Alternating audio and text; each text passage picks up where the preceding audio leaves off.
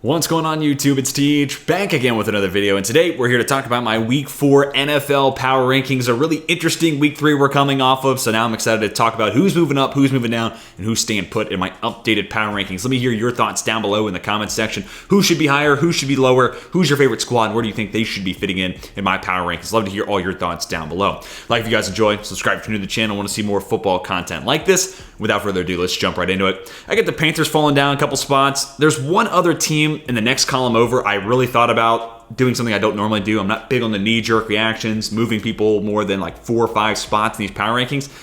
But there was one team I contemplated putting down at 32 because honestly I think they're probably a little bit worse than the Panthers. But I don't want to overreact, and if they're going to continue to be as bad as they are, they'll get there with good time. But because of that, I got the Panthers sitting at number 32. And really it's just a factor of teams 31 and 32 last week won, so that brings us to the Cardinals. They're up a spot. Texans, they're also up a spot. Good to see the wide receivers start to make some production with Andy Dalton under center. So maybe a little bit of cause for concern for Bryce Young, but ultimately I think he's a rookie, and just about any veteran is probably better than a rookie, other than your once in a lifetime generational prospects, your Trevor Lawrences and whatnot. Remember it was Mitch Trubisky starting over Kenny Pickett to begin last year. Obviously, a veteran touch goes a long way, and I think that's kind of what we saw. I think in good time, Bryce Young's going to get that same production out of his wide receivers. Then we get the Cardinals, like I said, moving up a spot. They actually got like a +8 or something like that point differential. They were only like -7 through the first 2 weeks, which is pretty crazy. So they're being super competitive, and they pull off a really nice win against a obviously very good Dallas Cowboys team. So I don't think that's going to be the norm, but hey, ton of credit to Jonathan Gannon. He's got that team playing really hard. The defense is exceeding my expectations given where I think they are talent-wise. They're getting some good pass rush off of that. And Josh Dobbs is playing good enough football to keep them competitive. They're finding a couple plays every game from their wide receivers. James Conner's run the ball well. Like the tackles, this is not a terrible, Arizona Cardinals team. And ultimately, I think this is something I felt like I talked about a lot last year, and it feels even more true this season, where the NFL just has so much parity. Like team 31 and 32 can go toe-to-toe with teams 1 and 2 on any given week, and it's a really good thing for the product that is the NFL. Texans up a spot. I've said a couple times, this feels like a team that's going to get better and better week over week. And, maybe last week was just a little bit fluky. It's an AFC South divisional game. They always play a little weird, but I mean, they took it to Trevor Lawrence and, the division favorite, the Jacksonville Jaguars. So it was really good to see that Texans offense click. I don't think the Jags generate a whole lot of pressure. Not a great pass rush team. That definitely played in the hands of the Texans, who, missing a lot of offensive linemen. And C.J. Stroud, typically a guy I think I'd rather see him in a clean pocket versus trying to make things happen off script. But we'll see where that goes over the course of his NFL season. Tank Dell continues to produce. Ultimately, I think this Texans offense, we're starting to see it work in the right direction. Hopefully get a little healthier in defense, get Derek Stingley Jr. back midway through this season, and really get to see this team take some steps in the right direction. I'm going to have the Broncos stay put at 29. I know it's like the popular thing to do, just kind of trash all over the Broncos after losing by 50 points. And look, I mean, their defense, like I said last week, it's a good unit, but it's not good enough to be like the Jets, keep this team in games, and I think we saw that. But also, they're going up against a historically very good Miami Dolphins offense. Like, they're putting up numbers that we haven't seen before. Like, this is the first time in my life I can remember a team averaging a first down per play in a game. This doesn't happen often. So I feel like they kind of hit a buzzsaw. They kind of caught the red hot Dolphins at the worst time to catch them.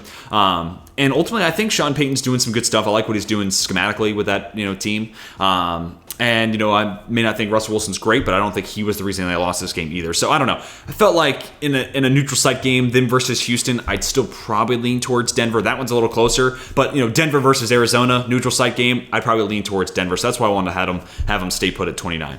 Raiders down a couple more spots. That defense, for anyone that's not number 98, right? Anybody who's not Max Crosby feels like they're having a hard time making plays. Nate Hobbs is a good player, so I don't want to diminish him, but Max Crosby's the one superstar they got, and the rest of that pass rush just is not great. And then, Josh McDaniels ultimately as a head coach has just, found a way to make, kind of one head-scratching decision after another, or it's blowing 10-point games. It feels like it's one thing or another every week. They're blowing a double-digit point lead, or he's settling for a field goal after they get a leveraging penalty. Raise your hand if you knew that was an NFL penalty, and half the distance to the goal. Like, at that point, you got to go for it, man. You got to go try to get your 8 right now, because ultimately they don't see the football again after that. So, yeah, I feel like Josh McDaniels is ultimately playing his way out of a head coaching job, which sucks to say because that team does have a lot of good offensive talent, but also, like I said, the defense is pretty rough. They're down a couple spots. Falcons, Bucks, and Commanders all falling 2 spots, as there's another team that kind of slid up into that 23, 22 area. We'll get to that in just one second.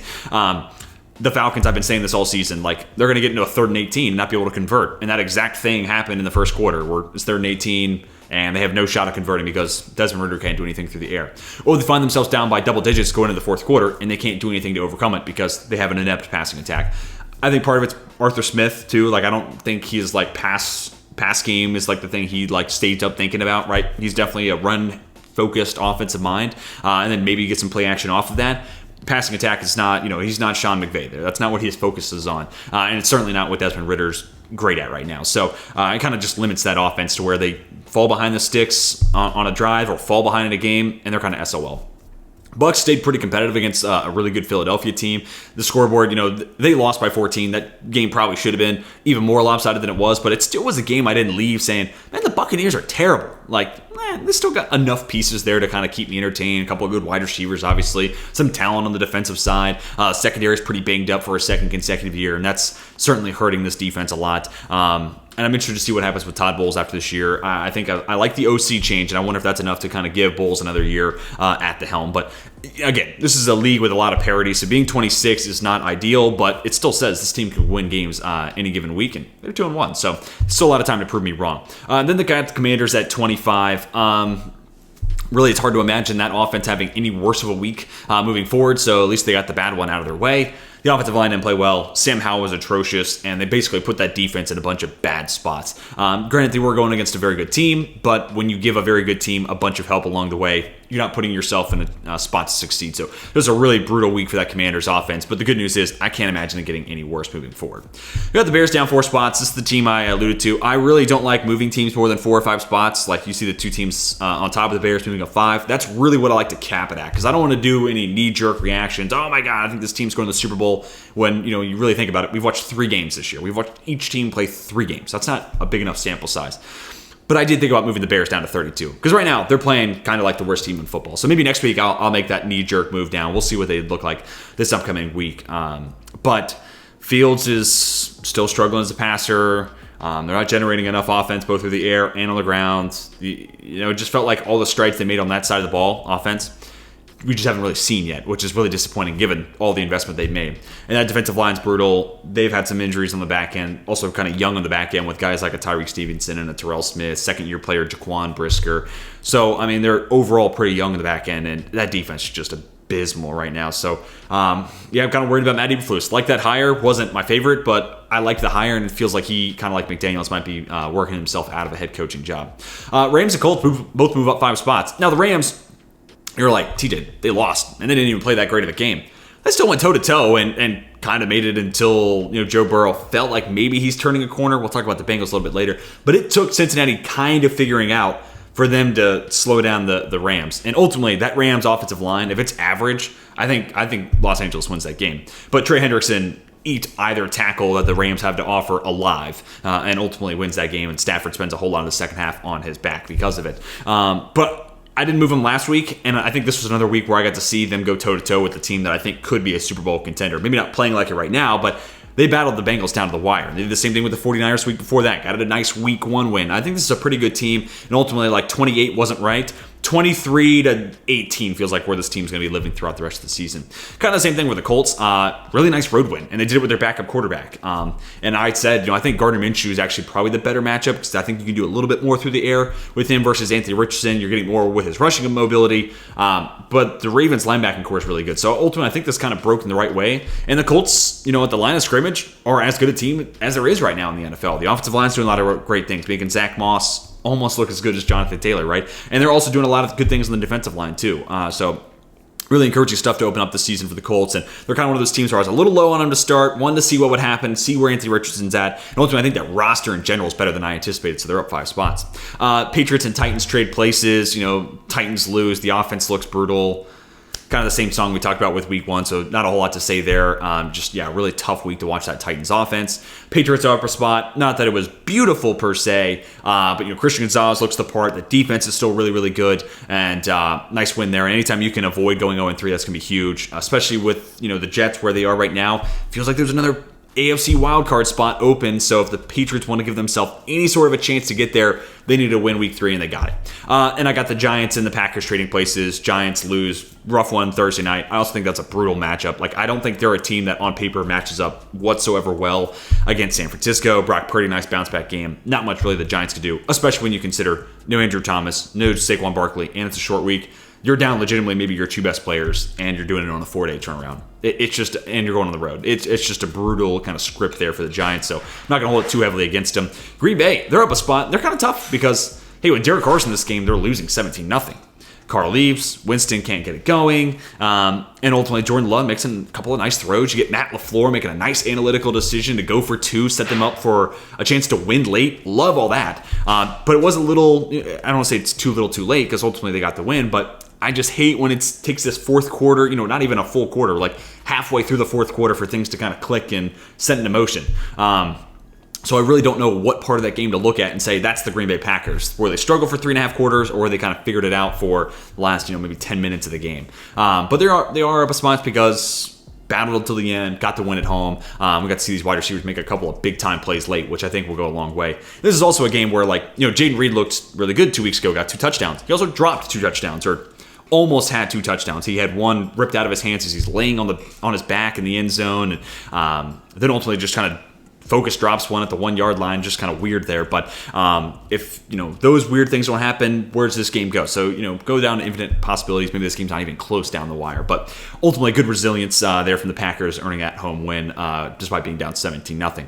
Vikings are down a spot. We'll go ahead and talk about the next column. I have them and the Steelers trading places. The Vikings are 0-3, but there's still a lot of talent on that roster, so there's not much more falling they'll probably do, barring they go like 3-14, and then it looks way more worse than it actually is. Odds are I think this team finishes kind of that 7-10, 8-9 range, and they have a really good roster for that record, so they'll probably live somewhere in the 17-22 range at the worst. And I mean, just a shootout game against the Chargers, another fumble. You get the TJ Hawkinson. Was it a drop? Was it a bad throw? I don't know. Depending on what camera angle you look at, you can make an argument off of it. They're just finding all the bad side of variance, and it's almost poetic. Last year this team goes like 10-1, 11-1 in one-score games, and now they can't find a break to save their lives. That's the life of variance. They got a lot of breaks last year, and now a lot of things working against them. So good football team. I just think they can't find any sort of good luck to buoy their record. Steelers are up a spot because hey, the nice little win there on Sunday Night Football against not a terrible team, but I would like to see our offense do a little bit more against that Raiders defense that I don't think is very good. Max Crosby certainly had a big night against Dan Moore, continuing to showcase what it's like. Dan Moore needed an upgrade, almost like we drafted a tackle in the first round. But we'll see whenever Broderick Jones gets out on the field. But it definitely feels like as soon as possible would be great, because there needs to be an upgrade there at left tackle. But the rest of the Steelers game was actually pretty nice. I think for as much hate I've given Matt Canada, this was probably the best game he's called this year. It's still not awesome, but anything better than abysmal is certainly a step in the right direction. He had a couple of play calls that actually got me excited, generated some big plays as we got in the second quarter and moving forward. I think the playmakers were actually really solid. I'm still concerned about what this offense looks like without Deontay Johnson, but we're still getting plays, and the defense is still really, really good. So that goes a long way. Steelers are up a spot. And then we get the Jets down 5, and this is going to be a team that probably continues to trend down. Obviously, they have the Chiefs on Sunday Night Football. Assuming that's a loss, they're probably somewhere in the 20s next week. So, for a team that was like preseason number 6 for me, you lose Aaron Rodgers, you see Zach Wilson can't, stick. And again, I don't like moving teams more than 5 spots, so there's been a pretty consistent and precipitous drop for the New York Jets, and it's only going to be a matter of a couple more weeks, but they're probably in the mid to low 20s because of Zach Wilson. Let me get the Saints up a spot. Just a solid, kind of team, and ultimately they get moved up because the Jets lose. The Saints lose on the road. We got to see what happens to Derek Carr, but because of the board shuffling, they do get moved up one spot. And right now, even if it's Jameis Winston, I think I'd take the Saints on a neutral site versus the Jets just because QB. Tough way to lose. We talked about that Green Bay and New Orleans game already. It's a tough loss to take. Anytime you can come away with a road win, it's big. So to drop that one definitely stings a lot. The defense is still pretty solid, and we'll see what happens with Derek Carr. I also think if you're game planning for Jameis Winston, you can still win a lot of games with Winston. I think he's a good player. He's just going to be a little bit of a roller coaster. So I'm very excited to watch the Saints over the next 4 weeks. Then we get the Lions and Chargers both staying put. This is probably really frustrating for Lions fans because you guys have still not moved. 13's where I had you in my preseason rankings, but got a nice week 1 win, but, Chiefs don't have 2 of their best 3 players. Then you lose. I don't ding you for that. Come back with a nice win, but it's against Desmond Ridder and the Falcons. So I don't know how much of a major achievement or crowning W that is. So I got them staying put. Also, the Chargers staying where they are because it was a shootout, and you're a TJ Hawkinson catching the end zone to end that game away from falling pretty hard down this board, being kind of probably where the Vikings are right now. They probably would have fallen to 17 if you were to ask me. So, when I have to say, hey, change this one play and your power ranking spot's very different, but hey, that one play broke in your favor, so you're going to stay at 12, or I move you up, I'm probably going to have you stay put at 12 because, again, one play, you could have been in a very different spot on this board. But great to see Justin Herbert continue to play well, and it's unfortunate that another year goes by, another lower body injury for Mike Williams. Interested to see if it's Josh Palmer, is it Quentin Johnston moving forward? So another reason why I got the Chargers staying put despite the win. Browns up 3 spots. This defense is absolutely legit. It's awesome. Jim Schwartz doing a great job with that unit. That defensive line is tenacious. The secondary and the linebackers, for that matter, are flying all over the field, and we finally got to see Deshaun Watson have a good game with the Browns. So if you're going to buy into this Cleveland hype, now's the time to do it, because I think this team's going to continue to move up my power rankings if last week's any indication of what we're going to see moving forward. Jags down a spot. Disappointing loss there to Houston. Felt like a matchup they should totally exploit. Trevor Lawrence not playing great. And ultimately, maybe this is just a guy who gets out to slow starts, right? And maybe Doug Peterson, too. Like, maybe he's a head coach that needs a few weeks to kind of see where his team is at. Who knows? We'll obviously find out that answer on Sunday in London, and then obviously with the weeks moving forward. But yeah, really disappointing loss. But also I look at it and say, well, division games. Almost every team will tell you, yeah, that loss shouldn't have happened, or that was a weird loss. That was disappointing. That was frustrating. Why was that a loss? Almost always it feels like it's in a division game. So they play weird, and because of that, I don't want to hold it against the Jags too much. And also, I think the Texans are going to, like I said earlier, get continuously better throughout the course of the season. Seahawks up 2 more spots. I mean, this defense, we're starting to see what Devon Witherspoon and that secondary can do. Great to see him have a good game. The offense still moving the ball really well. Got to see both, Kenneth Walker break off a couple of big chunk plays. Zach Charbonnet 2 yards short of the end zone, but had he scored that touchdown on that truck, he lowers his right shoulder, goes right through the DB. Would have been awesome and a sick highlight there, but ultimately, again, he steps out at the 2-yard line. The passing attack is there, though. And ultimately, this is a Seattle Seahawks team that, if they're going to win games, it's going to look a lot like it did on Sunday. 37-27, I could totally see that being their kind of formula moving forward, and I feel like we got to see a lot of the best traits that Seattle has to offer. Still a little concerned about the pass rush, but ultimately, every other area, I'm feeling pretty good about Seattle. All right, top 8, we have a couple teams that coming off a loss, so they fall down. The Ravens are at 8, Cowboys are at 7. I just think in a head-to-head, I'd prefer Dallas over Baltimore. Also, when I don't know. You could have gone either way because you could have said, hey, Dallas lost to the number 32 team in your power rankings last week. They should be at 8. And then the Ravens lost to a pretty good, competitive Indianapolis team. But again, I think in a head-to-head, give me Dallas over Baltimore. But it'd definitely be close. But I don't think the Ravens played a terrible game. It's just they didn't play their best either. And it felt like they left a lot of meat in the bone, just couldn't seize on opportunities. So they're down a handful of spots. And, Dallas, maybe it's the more disappointing loss, but they're also on the road, going into different time zones. So a lot of different factors there. And it's a competitive Arizona team. So, not to make excuses for a loss they shouldn't have, especially considering this is not to throw anybody under the bus. There were a lot of people last week telling me Dallas should be 1, 2, or 3.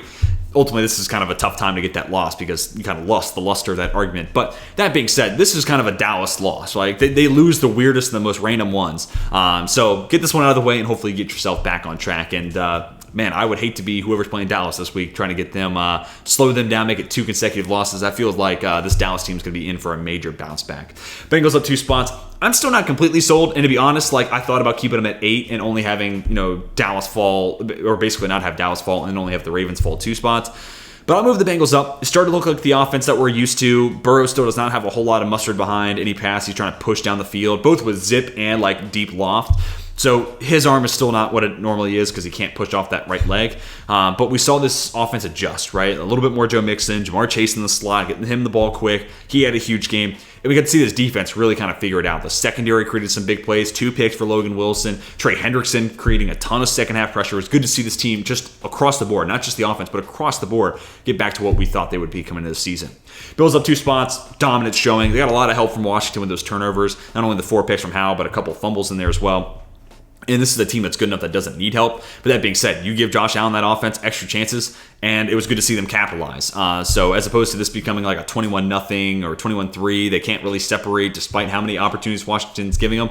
It's good to see them actually capitalize on that. The offense looked really good. The defense had a really strong showing. I think it's a little bit more Washington's offensive line's not great. Sam Howell's holding the ball a long time versus like the Bills' pass rush is figuring it out. But Leonard Floyd did play well, and it's good to see they're able to keep some semblance of a pass rush with no Von Miller on the field. And then the top four all say the same. Hey, I'd love to move the Dolphins up, but all four of these teams won. And to me right now, these are the four best teams playing right now. 49ers and Eagles kind of representing the NFC, Chiefs, Dolphins in the AFC. And I do think we're going to see the Chiefs, Dolphins play this year. So that's super exciting. For these, you could look at these four teams and say, hey, these four are the four best offenses in the league. They also have really great defenses. So all coming in with wins. Dolphins set, all kinds of NFL records, almost at the scoring record. So I thought about moving them up ahead of Kansas City, but also Kansas City tore, or beat the brakes off of Chicago. So I don't want to ding them and take them down a peg. And the Eagles should have won by more against Tampa Bay. The Bucs able to just kind of force enough drives to end in 3 versus 7. And the 49ers looked really good on Thursday night. So again, all four of these teams deserving to be in that Super Bowl conversation. So they make up my 1 through 4. But guys, let me hear your thoughts down below in the comments section. Who would you move up? Who would you move down in these power rankings? Who's your favorite squad? And where would you put them in my NFL power rankings? So let me hear all your thoughts and comments down below in the comments section. Hopefully you guys enjoyed. Hit that like button if you did. Subscribe if you're new to the channel. I want to see more football content like this. But until next time, my name is Teach, and I am signing off.